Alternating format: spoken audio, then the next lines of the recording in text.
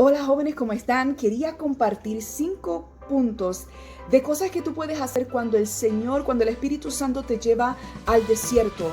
Si algunos de ustedes se recuerdan, tuvimos un congreso de jóvenes poderoso, muchos de ustedes estuvieron ahí, llamado Impulso. Ahí experimentamos el mover de Dios, la presencia de Dios. Fue un tiempo hermoso junto a otros líderes, a otros estudiantes, y todo esto me llevó a pensar, wow, nosotros salimos empoderados, salimos llenos de la presencia de Dios, salimos motivados, queremos conquistar al mundo, pero de momento pasan los días y entra el desánimo, empiezan los problemas, a veces vamos de mal en peor, cuando se supone que, ¿verdad?, estemos yendo de gloria en gloria, y bueno, hay un sinnúmero de cosas que pasan ya después cuando tenemos estos momentos bonitos, hermosos en la presencia de Dios, y el Señor me estaba ministrando acerca de esta palabra. Y me llevó a Mateo 4, donde Jesús fue llevado al desierto por el mismo Espíritu Santo. Qué interesante. Esto ocurrió después que Jesús fue bautizado en agua por Juan el Bautista. Él recibió el Espíritu Santo y, como quien dice, él fue empoderado, y en ese momento fue el comienzo, ¿verdad?, de su carrera ministerial, si lo podemos decir así. Inmediatamente uno pensaría que después de haber recibido el Espíritu Santo, él estuviera haciendo milagros aquí, milagros allá, y pasándola chévere, ¿verdad?, como decimos nosotros. Pero sin embargo, el Espíritu Santo llevó a Jesús al desierto, y esto a mí me impacta, porque ¿por qué lo llevó al desierto? ¿Por qué el Espíritu Santo mismo lo llevó al desierto? Y esta historia no voy a hablar de todo lo que pasó en esa historia. Ahí pueden buscarlo, Mateo 4, empezando desde el verso 1.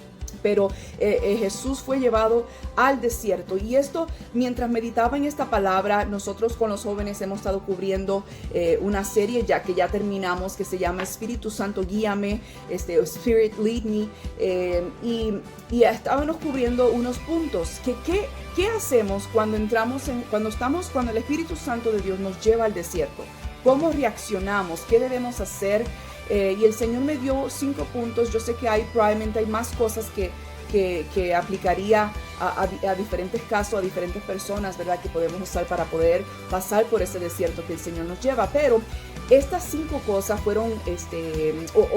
son cruciales para nosotros poder seguir caminando. Si el Espíritu Santo de Dios fue el que te llevó al desierto, hay un propósito con eso. Casi siempre cuando el Señor nos lleva por este propósito, por este camino, por este desierto, es para que nosotros seamos moldeados, para que nuestro carácter, nuestro corazón, nuestras actitudes, emociones, todo lo que somos nosotros, para que todo eso sea moldeado conforme a la voluntad de Dios. Dios, cuando nos sella, Él nos da propósito. Tenemos propósito dentro de nosotros cuando venimos a los pies de Cristo, y Él quiere usarnos de una manera poderosa, pero a veces la humanidad de nosotros se interpone en el propósito de Dios para nuestras vidas, y a veces paramos ese propósito de Dios, inconscientemente, otras veces conscientemente.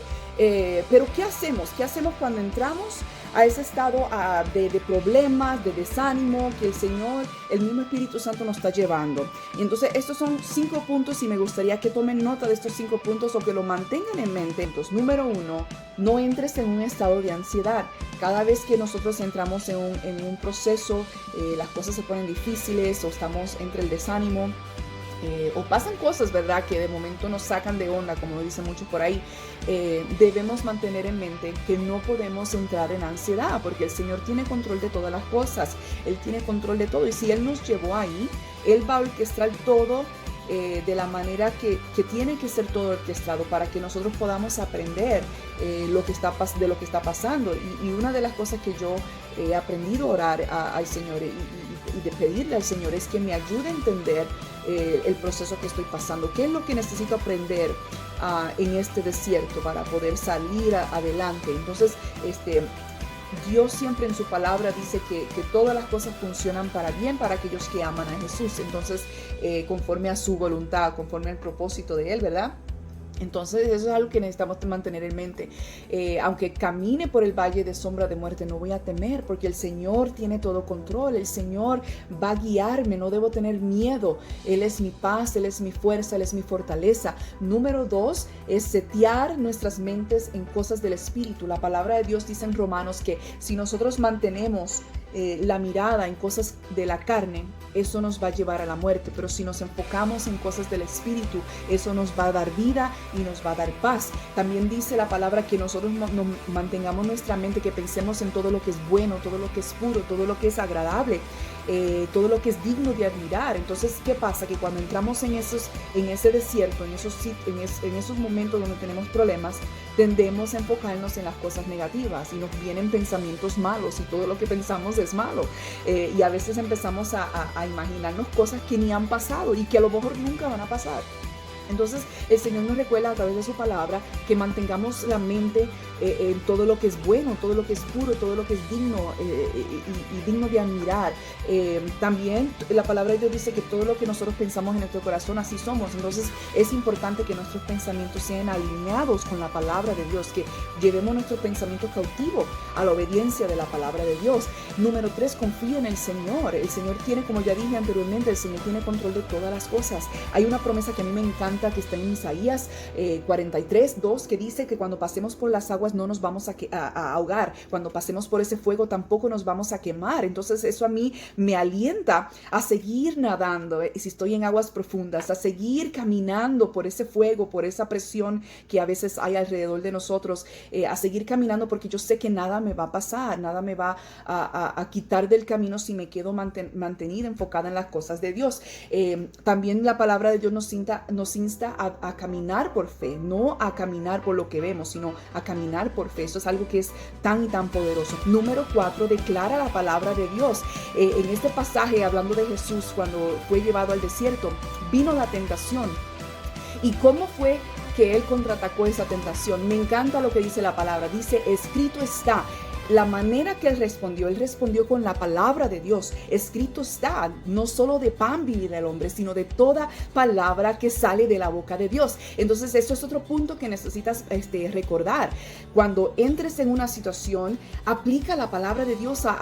Hay una palabra específica para toda situación. No importa qué tú estás pasando, no estás solo. Muchos ya han pasado por diferentes procesos. No eres la única persona que está pasando por algo difícil, tal vez. Así que siempre trata de buscar la palabra de Dios, trata de buscar ayuda, tal vez con alguna otra persona de confianza que te pueda dirigir en el camino correcto. Entonces, ese es el número 4, declara la palabra de Dios. Número 5, deja que Dios trabaje en ti. Go with the flow, como dicen los que hablan inglés, ¿verdad? Es una frase americana que a mí me gusta decirlo mucho, go with the flow. Deja que Dios obre en tu vida para que entonces tú seas moldeado y tú llegues a ese crecimiento, ¿verdad? La plenitud en Cristo, esa perfección en Cristo Jesús. Esa es nuestra meta, llegar a esa estatura, ¿verdad? La estatura de Jesucristo. Entonces, deja que Dios trabaje en ti. El Señor es tu pastor. Él te va a guiar. Él te va a poner las personas indicadas en tu camino, va a poner las palabras indicadas en el camino. Así que deja que el Señor obre en ti. Dios te bendiga.